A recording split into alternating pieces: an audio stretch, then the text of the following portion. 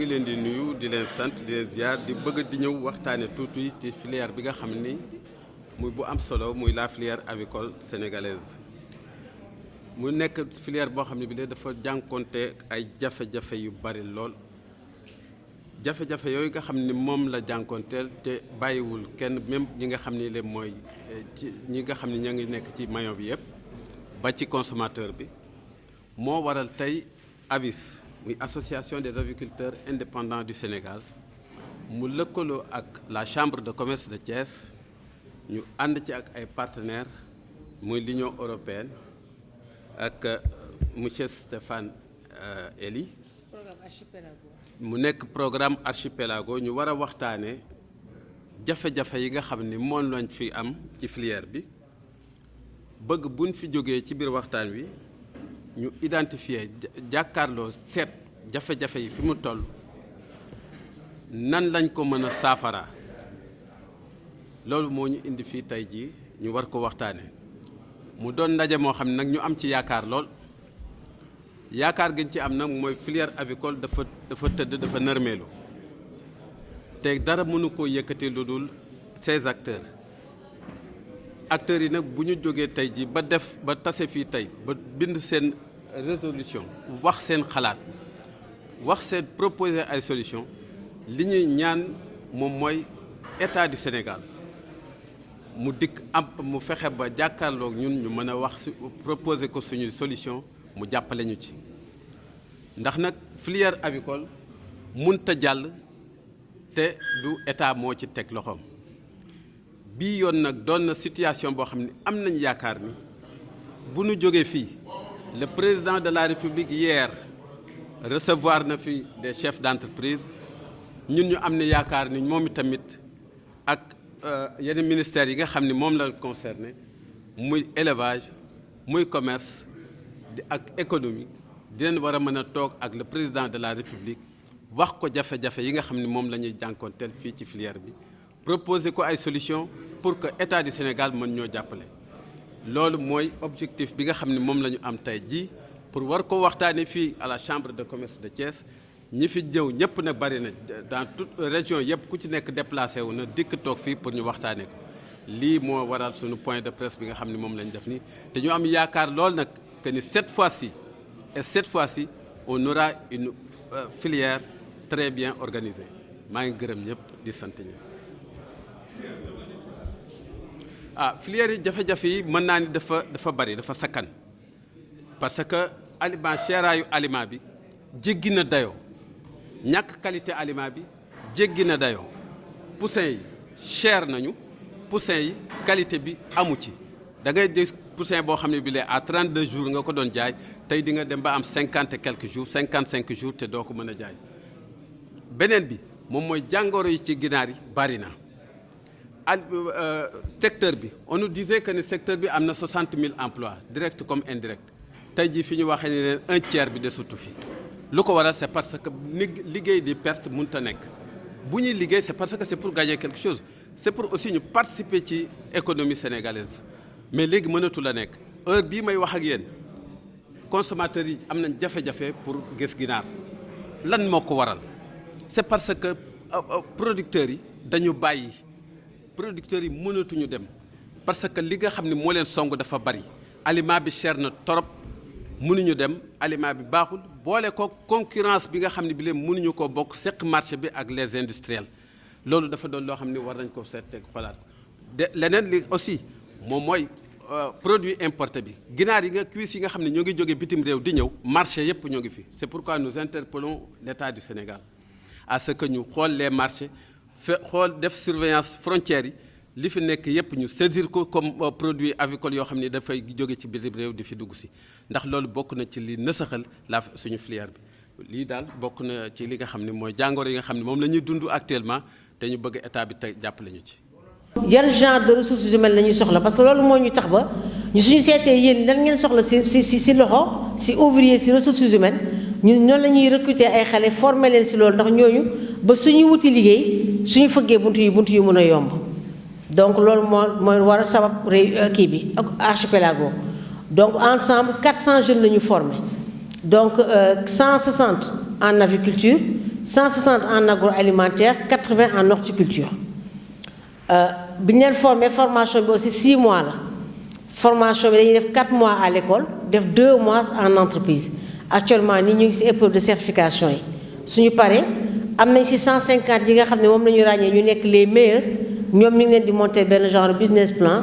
jéem ko dugal fu mel ni peut-être DER wala fenn jéem ne wutal benn petit financement ñu mën a démarrer ñeneen ñi jéem leen insérer ci ñu mel ni yéen ñi nga xam ne nag actuellement ñoo nangu woon jël xale yi en stage ñooñu dañ leen jël prioriser leen ci benn programme boo xam ne mu ngi tudd le parcours de l'entrepreneur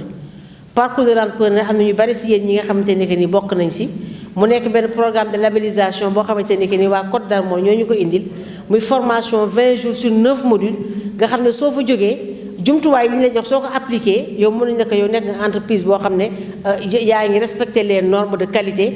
te loolu ñu ci ñaax bu baax a baax ñi nga xam ne bokkoon nañ ci ñu jëfe ko parce que am na lu nga xamante ne que ni actuellement ni consultants yi dinañ dem suivre leen ñi nga xam ne ñu ngi koy jëfee dañ leen dugal ci programme de labellisation te ba suñu clôturer aussi dina am ay ngëneel yoo xam ne dina ñëw ci ñoom léegi ñooñu aussi ñu xam ne que seen problème mooy environnement des affaires ndax environnement des affaires ci la opérateur économique bi di mun a nekkee à l'aise pour mun a surfer environnement des affaires bi nag ñu gis ne que lan moo ko mën a indi maanaam waxtaan moo tudd dialogue des parties prenantes partie prenante mooy waxtaan boo xamante ne que ni partie bu nekk ku nekk yow sa côté sa li nga xam ne moo la war ci activité bi yow dañ lay woo naka mun ci joxe sa avis soo leen seetloo démb palais de la République amoon na dialogue des parties prenantes entre le président de la République le ministère du commerce ak le patronat ak ñi nga xamante ne que ni opérateur économique lañu commerçants yi ak association des consommateurs ñoom ñu nga fa woon démb ba waxtaan nañu ba guddi ba génne ay résolution su fekkee ne xaj na ci mun naa leen woon exemple de résolution bi nga xam ne génn na démb palais de la République donc lenn rek laa leen di woon ci kii bi mooy que ne nekk dialogue des parties prenantes ci programme HPLAGO bi leen wax léegi la woon donc dialogue des parties prenantes mooy loo xamante ni que ni dafay dajale ci benn secteur déterminé acteurs yi nga xamante ni que ni ñoo ci yëngu su amee problème dafa am ñu toog waxtaanee ko pour trouver solution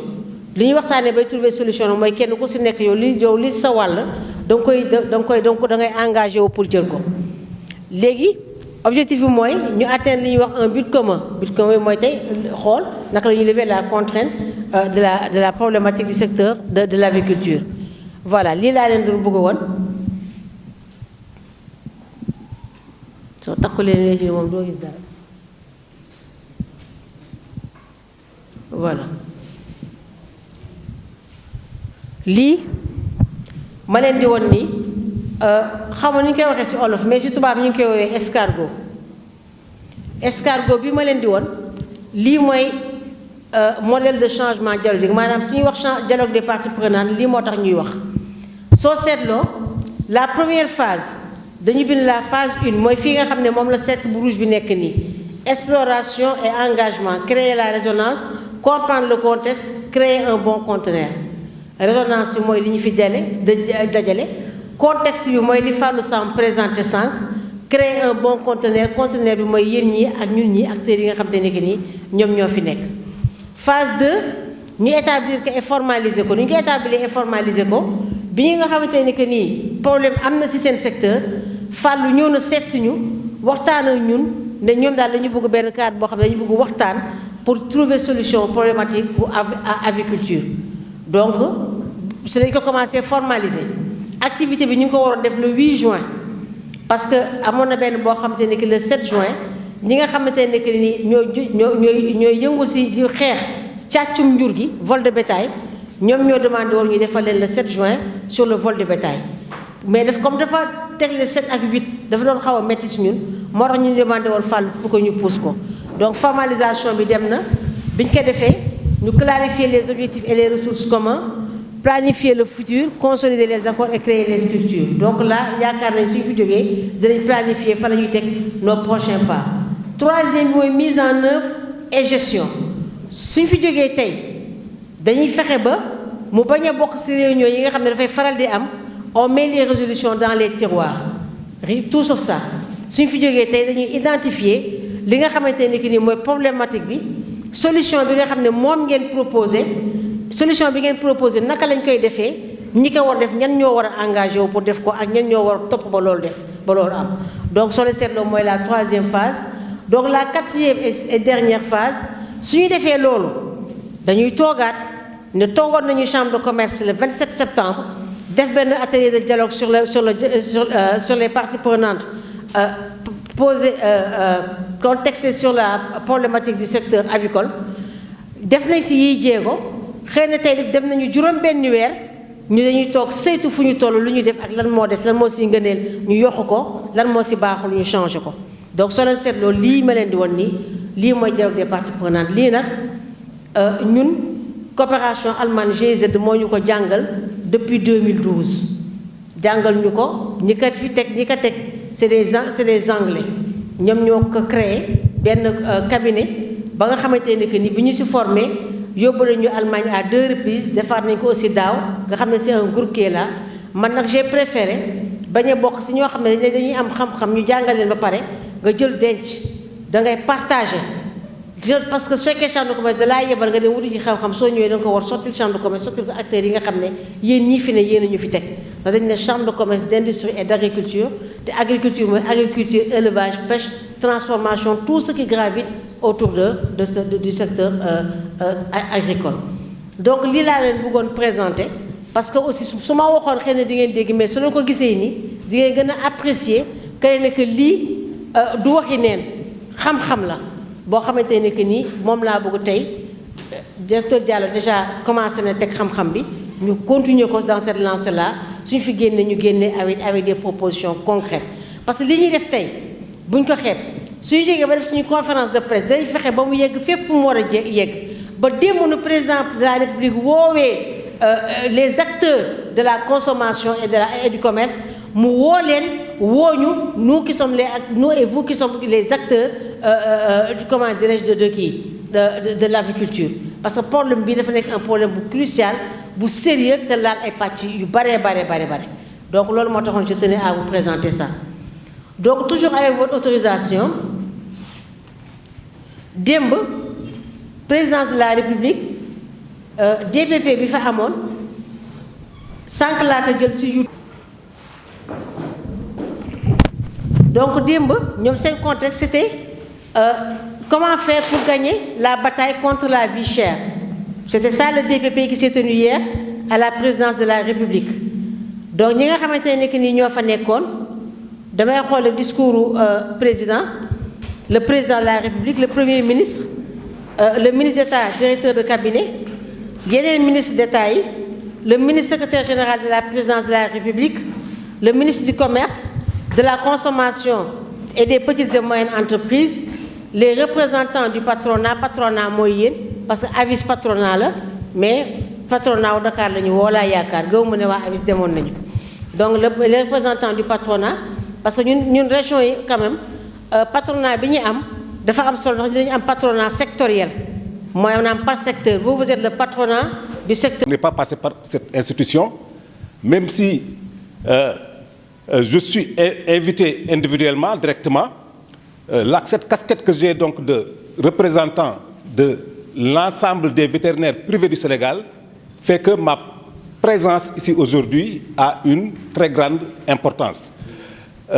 Lors des discours qui ont précédé, particulièrement celui du docteur Pape Ali Diallo, auquel j'ai assisté du début à la fin, parce que je suis venu juste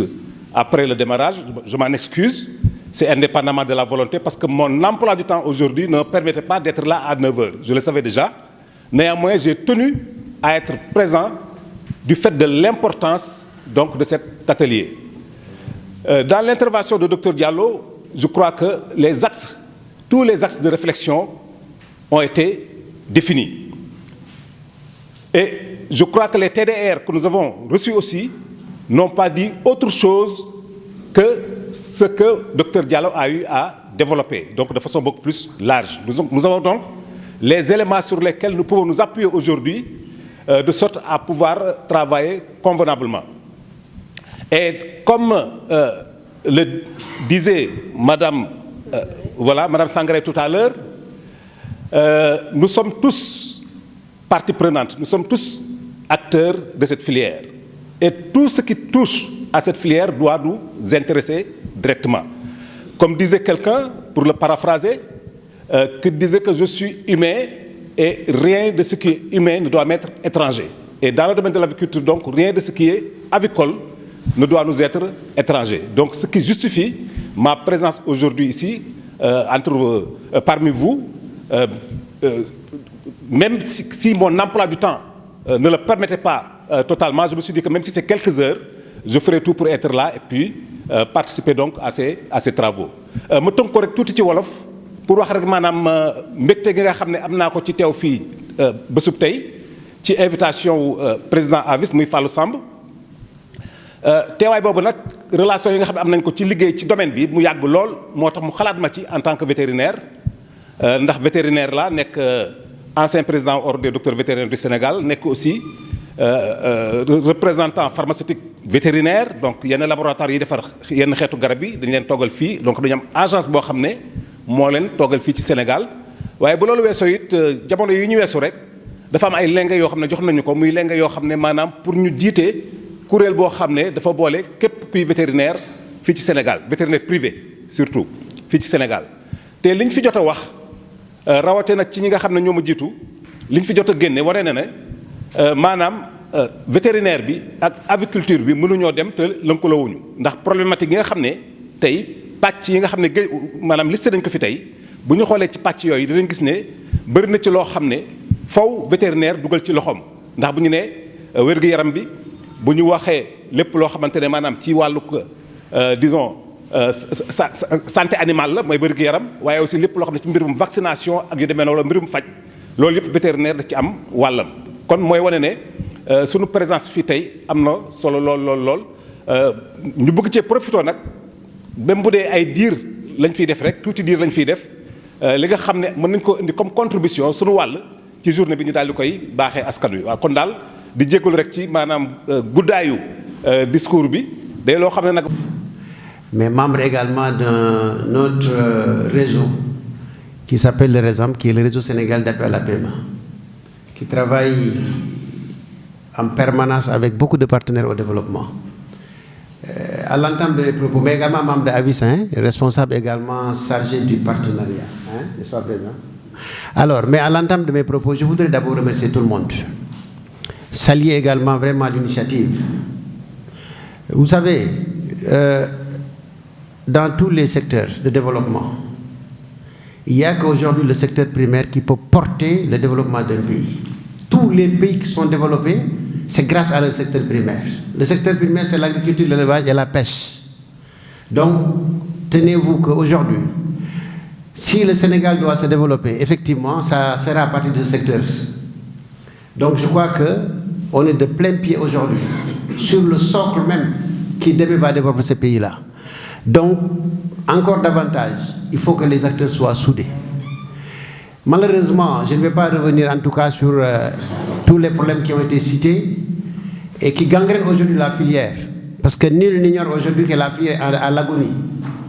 La filière est à l'agonie. Et qu'est-ce qui est à l'origine de ces difficultés aujourd'hui que nous rencontrons? Il y a deux ordres. Le premier ordre d'abord, c'est un problème structurel. Il faut que cette filière soit structurée davantage. L'autre aspect, c'est un problème organisationnel. Maintenant, quand on parle d'organisation, effectivement, il faut penser aux acteurs. Donc, si nous, en tant qu'acteurs de cette filière aujourd'hui, nous avons des problèmes, d'une part également, parce qu'on n'est pas bien organisé. Donc, on a une part de responsabilité par rapport à ce que nous subissons aujourd'hui. Raison pour laquelle cet atelier a été convoqué. Et là, je tiens à remercier le président de Avis, qui a eu quand même l'initiative véritablement d'organiser cet atelier-là. Mais également remercier tous les partenaires, à commencer d'abord par Stéphane qui est là, l'Union européenne, à travers le projet Archipelago, qui a également apporté son appui par rapport à tout ce qu'on est en train de faire. Mais également à tout le monde. Parce que il faut se dire qu'aujourd'hui, cette filière-là, on est tous des acteurs. personne, je dis bien, ne peut aller seul pour développer cette filière. Et aujourd'hui, si on voit qu'on est toujours en retard, je l'ai dit la semaine passée à Saint-Louis lors d'un séminaire que j'animais, qu'effectivement, il faut que les petites entreprises sénégalaises sachent que maintenant, on ne peut plus aller à rang dispersé. C'est ça qui nous fragilise. Chacun veut aller de son côté, chacun veut mener ses propres activités à côté, ça ne peut plus prospérer. De plus en plus, il faut qu'on essaie d'être ensemble, de travailler en synergie pour pouvoir développer ce secteur-là. Mais aller seul, ce n'est plus possible. Donc, je crois qu'il y a énormément de problèmes aujourd'hui. Si on était bien organisé, situation dans d'autres pays, mais les gens sont en train d'avancer. Dans d'autres pays, il faut aller au Burkina, il faut aller au Maroc. Les gens sont en avance par rapport à nous. Pourquoi? Parce que justement, ces gens-là sont bien organisés. Jusqu'à présent, nous, on a ces difficultés. Donc, désormais, je crois qu'à travers cet atelier, comme je crois que c'est Mme Jean qui l'a dit tout à l'heure, lors de sa présentation, ce n'est pas un atelier où les réflexions vont sortir et qu'on les mette dans les tiroirs. Désormais, à partir de ce jour, toutes les conclusions qui seront tirées de cet atelier seront mises en œuvre. Et pour ça, je crois qu'il y aura un comité ad hoc qui sera mis en place et qui va se rencontrer régulièrement, de manière périodique, pour un peu évaluer ce qui a été décidé, qu'est-ce qui a été fait, qu'est-ce qui a été fait, pourquoi ça n'a pas été fait, et qu'on avance. Désormais, il faut que nous avancions. C'est-à-dire, nous disons réunion tech, séminaire tech, ce n'est pas possible. Je vous explique une anecdote. Je suis allé au Burkina Faso. J'ai rencontré pas mal d'experts là-bas, dans le cadre de ma mission. Mais tous les experts que j'ai rencontrés, quand je discute avec eux, ils me disent que non, j'ai été formé à Dakar. J'étais à l'université, j'ai été formé à l'école politique de Thiès, etc. Aujourd'hui, ces gens-là, c'est eux qui ont le développement du Burkina en main. Et ça, c'est valable pour les autres pays limitrophes. On forme, on a une expertise extraordinaire, mais notre problème, c'est la mise en œuvre. On réfléchit bien, on fait de très bonnes productions, mais pour mettre en œuvre, on a des problèmes. Il faut maintenant renoncer avec ces pratiques-là. Maintenant, là où nous sommes, c'est le centre de l'action. Le monde est en train de bouger. Si on ne bouge pas, on sera toujours dans cette pauvreté-là, dans cette précarité. Donc, il est temps maintenant qu'on change de paradigme et maintenant qu'on va directement à l'action. Alors, donc par rapport à cet atelier, comme je l'ai dit tantôt, nous allons travailler parce qu'il y a des difficultés énormes qui sont là. Les difficultés maintenant sont de plusieurs ordres. Comment les identifier? Moi, je ne pourrais pas le faire. Dr Diallo ne pourra pas le faire seul, bien qu'il a pas mal, en tout cas, il a fait un diagnostic pratiquement de l'ensemble des problèmes. Fallou ne pourra pas le faire. Mais personne d'entre nous ne pourra pas le faire seul. Raison pour laquelle on a convié tout le monde à cet atelier, pour que chacun puisse réfléchir, donner des propositions en termes de solutions, mais également donner un timing. Donc, on va travailler en atelier. L'objectif d'abord, c'est d'identifier les difficultés. Quelles sont les difficultés? Pourquoi l'aliment est cher aujourd'hui? Pourquoi le poussin est cher? Pourquoi les gens ne peuvent pas s'organiser? Pourquoi le marché est instable? Comme le docteur l'a dit tout à l'heure, on est dans un marché très instable. Rien n'est organisé dans la filière avicole. Donc ça serait l'occasion aujourd'hui de discuter sur tous ces aspects-là. Comme je l'ai dit, on est des acteurs, chacun a une expérience avérée à la matière, donc il va falloir maintenant qu'on puisse s'organiser aujourd'hui en atelier, travailler d'abord sur l'ensemble de ces difficultés-là, notamment en identifiant tous les problèmes, mais également en proposant des solutions. Ok? Donc on va y travailler tout à l'heure, après juste la pause, hein? Donc avant qu'on reprenne, on va aménager la salle pour que les ateliers, dès que la pause est terminée, que les gens puissent être fonctionnels déjà et qu'on puisse vraiment commencer le travail. Maintenant, pour chaque, on va faire 2 groupes, hein? Pas plus. Je crois qu'on va faire 2 groupes. Et 3, hein? 3 c'est bon? Donc on fait 3 groupes. Donc chaque groupe va réfléchir effectivement sur l'ensemble des problèmes déjà soulignés, mais sur d'autres. Parce que je vois qu'aujourd'hui, la filière a énormément de problèmes. Ce n'est pas uniquement au niveau de l'aliment ou bien des poussins ou du prix, mais il y a d'autres problèmes aujourd'hui qui gangrènent cette filière-là. Donc il va falloir que les 3 groupes réfléchissent sur l'ensemble de ces problèmes, Mais ce qui est important, c'est d'abord, c'est aussi faire des propositions. Parce qu'il ne s'agit pas d'identifier les problèmes et de les laisser. Nous, ce qu'on veut, c'est d'identifier les problèmes, proposer des solutions et maintenant on va mettre en œuvre. Je crois que c'est ça qui est important. C'est Dr Isma Ndiaye, je suis vétérinaire et je parle donc au nom des rapporteurs des travaux d'atelier que nous avons eu à tenir aujourd'hui. Et nous avons donc essayé de travailler ensemble pour diagnostiquer plus ou moins la filière.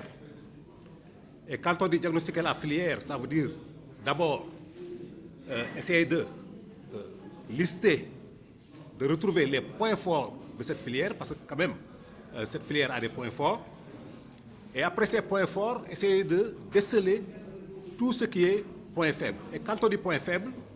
il nous appartiendra donc derrière de trouver leur cause afin de mettre en place des solutions. Parce que avant de trouver des solutions, il faut savoir qu'est-ce qui est à l'origine. Je parle en tant que vétérinaire. Et après avoir donc proposé des solutions, nous avons essayé, nous avons essayé par rapport à ces solutions de nous fixer donc des délais qui nous permettront de dire est-ce que ces solutions devront être apportées à court terme, à moyen terme ou bien à long terme. Mais ça ne suffit pas, il faut aussi essayer ensemble de responsabiliser des entités, les parties qui seront responsables du suivi et de l'évaluation donc des solutions qui sont proposées. Et c'est dans ce cadre qu'on a eu à travailler ensemble en session de groupe. Et nous avons vu en termes de points forts, pour ne citer que quelques exemples, on ne pourra pas tous les énumérer. Nous avons un secteur, comme l'a dit tout à l'heure le président de la VIS, qui pourvoit près de 60 000 emplois. Non seulement il pourvoit près de 60 000 emplois, mais il contribue aussi au développement économique du pays et contribue aussi, disons, à la sécurité alimentaire. Mais nous savons qu'au Sénégal, nous avons déjà un ministère qui est chargé de l'élevage. Dans certains pays, ça n'existe pas. Mais la particularité donc d'un ministère qui s'occupe uniquement de l'élevage constitue aussi un point fort et qu'on devrait mettre à profit. Il y a aussi l'existence de quelques associations de producteurs, bon, je dirais même d'associations de producteurs, parce que quand je dis quelques, c'est minimisé, alors qu'on a quand même un bon pactole, disons, d'organisation de producteurs. Nous avons sur place, ici au Sénégal, un laboratoire qui s'occupe de recherche vétérinaire et qui est capable de mettre au point certains vaccins, même si on n'est pas encore à l'étape des médicaments, mais dans les solutions qui vont venir, on va peut-être en proposer. Cependant, comme point faible, ça c'est quelques exemples seulement que je cite pour vous donner un aperçu. Cependant, comme point faible, nous avons constaté que l'aliment coûte cher. Le président l'a dit tout à l'heure, l'aliment volaille coûte cher, de façon relative, mais aussi parfois on a une rareté de cet aliment. C'est ce qu'on est en train de constater au moment où nous sommes, la rareté de l'aliment, mais aussi parfois un déficit de qualité de cet aliment, mais aussi parfois un déficit de qualité des autres intrants. Les autres intrants, je citerai le poussin et tant d'autres intrants, parce que si on reçoit des poussins qui ne sont pas de qualité, la répercussion dans la filière, ça se sent en bout de fil. Donc, en dehors donc, de ces aspects liés aux intrants, nous avons aussi un manque de fédération des organisations professionnelles dont j'ai parlé tout à l'heure. C'est une faiblesse. Il y a un problème parfois de déficit d'encadrement. Il y a aussi parfois, ou bien souvent même, un problème de commercialisation des produits finis. Et comme faiblesse, un manque aussi de contrôle sur les intrants, un manque de communication entre les producteurs, les fournisseurs, etc., et par rapport même aux consommateurs, pour ne citer que ces exemples. Alors, vu tous ces aspects, nous sommes amenés à proposer des solutions. Et parmi les solutions que nous avons proposées, nous avons dit qu'il faut d'abord responsabiliser l'autorité. quant au contrôle des intrants, mais aussi quant à la régularisation ou bien la régulation des prix des intrants. C'est son travail. Il saura quel levier mettre en œuvre pour arriver à cela. Mais nous tirons sur la sonnette d'alarme pour dire que voici un problème qu'il faut solutionner. Et par rapport aux organisations professionnelles, nous pensons qu'il serait intéressant qu'on arrive à une situation où on pourrait les fédérer en coopérative. Parce que comme on dit en wolof, lu kenn mën ñaar ko dàq waxuma la ak mbooloo. Alors, la mise en place de coopératives pourrait aider à obtenir des intrants moins chers, la loi des grands nombres, par la loi des grands nombres. Et si on a donc des intrants moins chers, ça veut dire que le prix de revient aussi du poulet sera moins cher et sera plus accessible aussi pour le consommateur. Hormis ces aspects, nous avons dit aussi qu'il faut penser à nettoyer le secteur. À nettoyer le secteur, pourquoi? Parce qu'il y a certains prestataires qui ne sont pas des prestataires qui répondent aux exigences. Parce qu'on se dit que c'est un secteur un peu laissé pour compte et n'importe qui pense pouvoir intervenir jusqu'à même proposer des traitements, etc. Je parle en tant que vétérinaire. Donc tous ces aspects sont des aspects qu'on a eu à souligner et qu'il faudrait donc faire un nettoyage du secteur. Et par rapport au terme, pour certaines de ces solutions, c'est dans le court terme, pour d'autres c'est dans le moyen, et il y en a d'autres pour lesquelles on est conscient que ça ne se fait pas du jour au lendemain. Donc c'est progressivement qu'il faut les mettre en place. Et dans la mise en place de ces solutions, dans le moyen ou le long terme, on pense que l'organisation du secteur, déjà même par rapport à la réglementation des installations de fermes de production, qui parfois s'installent et ça pousse comme des champignons, il faudrait qu'on mette en place des dispositifs réglementaires qui permettent de dire que voilà maintenant les conditions pour lesquelles il faut installer les fermes de production avicole. Ça joue dans la biosécurité. Mais dans le court terme, ce qui est assez pressant, c'est par rapport au contrôle des intrants et la régulation des prix de ces intrants. C'est le nœud de la guerre. Ça, c'est dans un court terme qu'on pense que ça devrait être résolu. Et comme je l'ai dit tantôt, l'autorité compétente a les éléments qu'il faut pour pouvoir jouer sur ces aspects. En résumé, voilà l'économie de ce qui est sorti de nos travaux. Les éléments que nous avons donnés ne constituent pas une liste exhaustive. À la fin de ces travaux, la liste exhaustive sera mise entre les mains de qui de droit et ces individus, ces personnes, ces autorités, prendront les dispositions qu'il faut pour les mettre en œuvre. Je vous remercie. Bonjour, donc moi c'est Mme Sangaré Oumithiam, secrétaire générale de la Chambre de commerce, d'industrie et d'agriculture de la région de Thiès, administratrice locale du programme Archipelago, déroulé en partenariat avec la Chambre de commerce des Côtes d'Armor, financé par la coopération par l'Union européenne, SEQUA et Eurochambre. Nous sommes réunis aujourd'hui dans le cadre du programme Archipelago, comme je l'ai dit tantôt, sur la demande de l'Association des aviculteurs indépendants du Sénégal, AVIS, pour parler de la problématique de la filière avicole. Pourquoi parler de la problématique de la filière avicole? Le programme Archipelago a une composante environnement des affaires. Et dans le cadre de cette composante environnement des affaires, nous, au niveau des deux chambres de commerce, que ce soit la Chambre de commerce de Thiès et la Chambre de commerce des Côtes d'Armor, représentée ici par M. Stéphane Héry, nous déroulons tout ce qui est allègement et dans ce cadre, nous avons organisé cette troisième session de dialogue des parties prenantes. La précédente était axée sur la problématique du vol des bétails. Aujourd'hui, c'est axé sur l'aviculture. Parce que l'aviculture est un pilier important dans le secteur de l'élevage et participe au développement économique du pays. Seulement, sa résistance et sa relance peuvent jouer un rôle essentiel dans le processus de création d'emplois pour pallier au chômage accru des jeunes.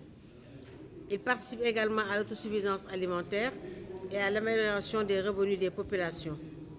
Donc, l'activité aujourd'hui est une initiative, je l'ai dit tantôt, de l'AVIS, à sa tête le président Fallou Samb, avec tous les membres ici présents. Mais comme on le dit, puisqu'il s'agit d'un atelier de dialogue des parties prenantes, nous, au niveau de la Chambre de commerce, nous avons identifié d'autres acteurs, tels que ceux qui sont dans l'agriculture, dans l'élevage, dans le commerce. Et on note également la présence du service régional du commerce et d'autres autorités. C'est dans ce cadre que nous souhaitons identifier les points forts et les points faibles à travers un diagnostic de la filière et dans toutes ses composantes. Et à l'issue de ces assises, les acteurs vont proposer des solutions relatives à l'identification des points faibles,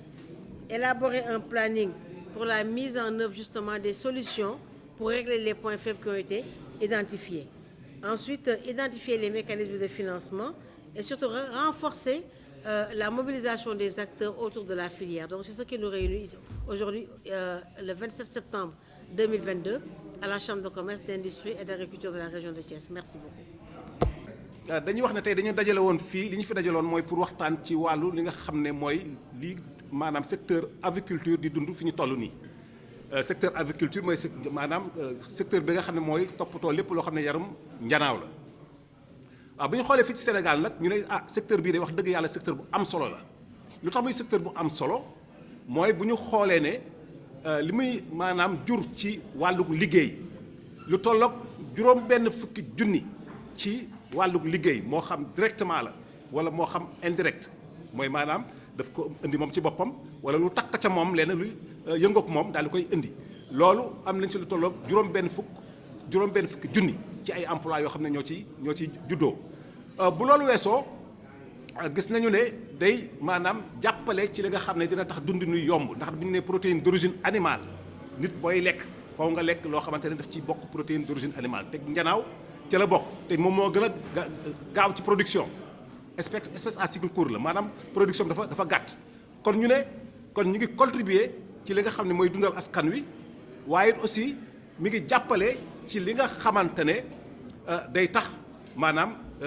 dundin wi yomb loolu ci tënk la waaye leneen li si mën a jàpp tam aussi ci li nga xam ne mooy am nañ ko ci doole mooy fii ci Sénégal am na ay couvoir yu doy am na ay producteurs aliments ñuy defar aliment waaye aussi am na organisation du secteur de la santé animale boo xamante ne lépp mu ngi wekku ci ministère de l'élevage et des productions animales muy ministère boo xam ne dañu ko jël moom liggéeyam yépp ci affaire maanaam yar la ak lu bokk ci maanaam jëriñoo la nga xam ne moom la ñu yar comme am nañ ko nag loolu dañuy jàpp ne avantage la point fort la war nañ ko mën a exploiter waaye nag li nga xam ne mooy suñu jafe-jafe bari na waaye des ci lim as lëf lañ cay lim mooy lan mooy ba jiitu mooy njëgu lekk gi ndax mënoo yar njanaaw te du lekk kon lekk gi moo jiitu njëgu lekk gi waaye aussi yenn saa yi jafe-jafe pour jot ca lekk googu jamono yi ñu weesu ku ne xam nga ko ndax maanaam situation mondiale bi ni mu demee gis nañu ne lekk njanaaw yi wala lekk jur gi sax rawatina njanaaw yi day xaw a am jafe-jafe pour ñu daal di siy jot waxuma la ak njëg gu seer ga waaye it aussi nee ñu ne li nga xamante ne mooy qualité wu intrant yooyu bu ñu ne intrant mooy maanaam lépp loo xam ne day dem ci production bi maanaam pour defar ginaar ga ci boppam cuuj ba waaye aussi lépp loo xam ne dafa koy lekk wala yeneen maanaam ferñeent yoo xam ne dañ ko koy daal di jox loolu ñu gis ne am na ci yoo xam ne seen njëg yenn saa yi dafay xaw a jéggi dayoo waaw léegi mooy maanaam manque organisation wu secteur bi manque organisation bu ñu ko waxee tekkiwul ne amul organisation yu fi ne ndax bu ñu nee AVIS bi taxaw fii tey di def atelier bi xam nañ ne organisation la waaye la ñuy wax mooy maanaam organisation boo xam ne day boole ñëpp rek tënk leen ci benn kuréel boo xamante ne comme nañ koy waxee lu kenn mën ñaar ak ko dàq wax ma la ak mbooloo su ko defee kuréel googu mën a gën a seetu ak joytu jafe-jafe yi nga xamante ne aviculteurs yi am nañ ko leneen la ci topp mooy jafe-jafe njaay mi da ngay defar ba mu mot pour jaay mi mu nekk bu jafe yenn saa yi sax affaire concurrence yoo xam ne day xaw a doy waar tax ba doo mën a jaay leneen la tam mooy maanaam communication maanaam yëgle bi pour ñu xam ne kat fii ñu toll ñu ngi def nangam bi njëgu ginaar fii la toll ginaar am na bërëb sàngam ak yu demee noonu loolu war nañ mën a am système yoo xamante ne dafay maye ba nga xamante ne fu waay toll rek muy producteur bi wala muy ki nga xam ne mooy consommateur bi war nga xam njëg yi fa mu toll war nga xam maanaam disponibilité fa mu am ndax nga mën see jot ci anam ya nga xam ne mooy anam ya war waaw kon loolu mooy manque yi nga xamante ne am nañu ko léegi nag ñu ne kon léegi faw ñu jéem a joxe ay solution maanaam ay faj boo dee feebar da nga de faj waaw waaye nag booy faj da ngay xool maanaam la indi jàngoro ba su ko defee nga def ko maanaam li ñu daan faj traitement causal kon ñu ne li andi loolu yëpp mooy défaut bi nga xam ne maanaam manqué contrôler njëgu intrant yi ni ñu koy fixé ak seen i qualité loolu bokk na ci la nga xamante ne moo indi jafe-jafe bi nga xam ne ku nekk nu la neex nga yaakaar ne noonu nga war a doxalee. leneen la mooy problème bi nga xam ne maanaam concertation maanaam wecceen xalaat diggante organisation yi nga xam ne ñu ngi fi ne te bu ñu weccewoon xalaat xëy na mën a am pexe boo xamante ne bu ñu ko booloo ñoom boole seen kattan boole seen doole dinañ ko mën a indi comme saafara. léegi nag bu ñu nee saafara bokk na ci ñu ne ñu fexe daal maanaam état jot ci li nga xamante ne mooy lii ñuy jooytu bu ko jotee nag moom sa wàll boppam dana xam fan la war a mën a jaar ñun li ñu war rek mooy ni yuuxu daal boo yuuxoo nga ñaan ku la wallu kon foofu la ñuy xaar état moo xam yan moyen la mën a def pour jëm ñoo wallu leneen li mooy organisation yi fi nekk aussi jéem a toog waxtaan xool ñoom seen biir naka la ñu mën a booloo ba gën a yokk seen doole waaw ndax tant que ñu ngi dem ku nekk sa wet rek mbir mi du sotti wax nañ ko fii ba ñuy tàmbali ci discours yi foofu ñu boole doole yi su ko defee ñu xam mbir mi maanaam fan la mën a sottee ci anam yi nga xamante ne mooy anam yi gën ci tënk comme ni ma koy waxee woon daal lii mooy li nga xam ne dañ koo génne ci ay seetu dama see jël nag as tuut rek daal di koy jébbale waaye la nga xam ne mooy lii nga xam ne moom la ñu tënk lépp danañ ko def ci ay këyit mandarga ko te comme ni nga ko waxee sànq ba ñuy commencé atelier bi mu bañ a nekk loo xam ne rek dañ koy jël daal di koy denc waaw danañu fexe ñi ko war a jot ko lu ci nekk nag ñu joxe maanaam ay digtal ci ban diir la ñu doon taamu pour ñu mën ko cee doxal lenn li mooy li nga xam ne ci diir bu gàtt la lenn li ci diir bu digg doomu lenn li ci diir boo xamante ne xëy na mën naa gën a sori tuuti waaye bu ñu nee diir bu gàtt bi nag mooy li nga xam ne moo wekku surtout ci intrant yi ndax balaa ngaa produire da ngay am intrant waaw cuuj yi aliment bi ak yeneen yi nga xam ne moo ci topp pour que mu mën a maanaam aviculteur bi mën a produire ci anam yi nga xam ne noonu la ko bëggee ak disponibilité garab yi aussi disponibilité garab yi vétérinaire la dama koy leeral aussi loolu dafa bokk ci li nga xamante ne aussi day jàppale aviculteurs yi ci maanaam xeex doomu jàngoro yi xeex feebar yi pour que la ngay produire feebar bañ koo faagaagal ci tënk daal lii mooy li nga xam ne moom lañ fi génne ci sunu liggéey